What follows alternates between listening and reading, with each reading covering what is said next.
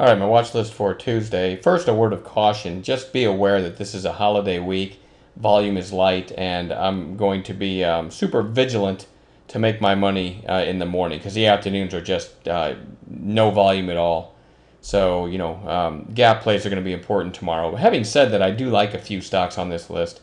CONN, this was on the watch list for today. Never really gave a decent setup, so didn't take a trade, but I really like it now over 17. Okay, you see it basically hit it back here, and again today in kind of a little cup, and maybe it's going to form a handle and break. So I like CONN over 17. It's a beaten up stock, and it's starting to flag after that bounce. So another one I'm watching, GameStop GME. Now, it was on the watch list last night and then gapped up, so I didn't do anything with it. And then kind of just grind. You can see this. There's no shape or anything. It's just a slow grind, and this is why the afternoons are almost untradeable on a holiday week. But perhaps I'm just going to play this like a bounce play, okay? Like something that's down 3 or 4 days in a row. Even though it's only down barely from Friday's close, it gapped up, so it's down big from the highs today. Okay, the highs were 36.60, and it closed at 34.12. So if this can trade in a narrow range for a while tomorrow and then break to the upside, I think we could get a nice trade. 40-something% short in that one. Here's one that there's not a lot of chart to go on at all. It's a new issue, MOMO. It's hard for any trader not to want to trade a stock with the symbol MOMO. And this is really getting interesting, even though, again, there's no support and resistance. There's no 200-day moving average. There's nothing to look at other than the fact that this was 1750 at the highs on day one, which was, about a week and a half ago?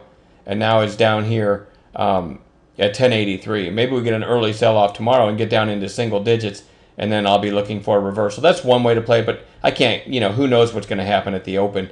But this thing, I think, is now, and you had a failed bounce back here, and then 2 more big down days, okay? So this one is primed, in my opinion, for a nice bounce. So that's going to go on watch.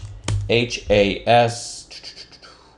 This one, ever since mid-September, has really found buyers at the 200-day, right? So push down here, and then boom, hit the 200-day again, bottoming tail, and then a big move again here, and now we're back there again. And so that one's interesting, and it hit that 54 support. So I do want to watch this one for a bounce. So that's another bounce play. NVGN, another bounce play. Had this crazy move. Now, this isn't really a bullish chart because you had this huge move, and then it gaps down below the entire day's trading there. But now you're down, 4 days in a row since then. So this one might just find buyers pretty soon. So that's on watch, but it's certainly not my favorite. TRUE. You can kind of see a trend line here. And this is a nice mover when it moves. So, up over this high, which again, with a holiday week, I don't think we're going to get a big breakout on this thing this week. But let me now go to like intraday candles. I'll use 30s. All right, so you had this big push down, and that was with the market too, right? Then a bounce, sideways move, and a nice pop today, and really flagged the rest of the day. So I do like it over today's high. When you go to the daily, it doesn't look as compelling, but in a way it does because you have that trend line that's still above, which I already erased, didn't I? Let's put that up there one more time.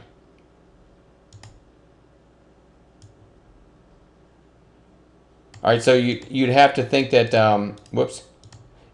Come on, get off there. Oh, never mind. I was on. Okay, never mind. So you'd have to think that it might test that, okay? I need to draw that a different way so I can have it now on the chart.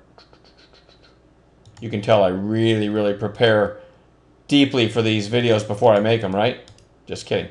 All right, so let's go back to the 30-minute chart now. And so if you get above today's high, over 22.36, you can see that trend line there. It could, that's a potential target, is that trend line. It could make a move to 23. TRUE moves nicely when it moves. So and there's a lot of positive news behind this stock. A lot of people love this one. So I do want to watch it, but just based on the daily alone, I probably wouldn't be that interested unless we got up here and flagged for a while. But because I was watching it today, because this early pop, you do have kind of a day-long flag here. So that's what makes it interesting to me above today's high, even though on the daily it looks a little extended to me. And And I always want to have DGLY on watch. That, again, Taser broke out today, broke above these recent highs on decent volume. Those lines are there because they just mark the intraday support and resistance.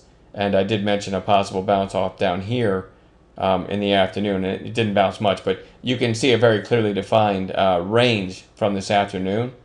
So maybe Taser continues. Maybe it breaks out above that range tomorrow, and that could bring DGLY with it. And again, DGLY it can be a tricky trader, but have it on a chart every day because you might get news, about a police department switching or outfitting their guys with body cams. And you can just look at the 15-minute chart here. This thing really makes some quick moves at times, and you have a definite breakout point over this 17 area, and now you've kind of got a little falling trend line there. So, and right now it's kind of holding some support. So if this gets above this trend line, that 17, a break of that could give it some more momentum. If it doesn't do any of that, I just won't trade it because this one has to have some news behind it to go. But I say this all the time, it doesn't cost you anything to have it on a chart. So that's my list for tomorrow, and I'm going to really concentrate on gappers at the open too. So anything getting unusual volume in the morning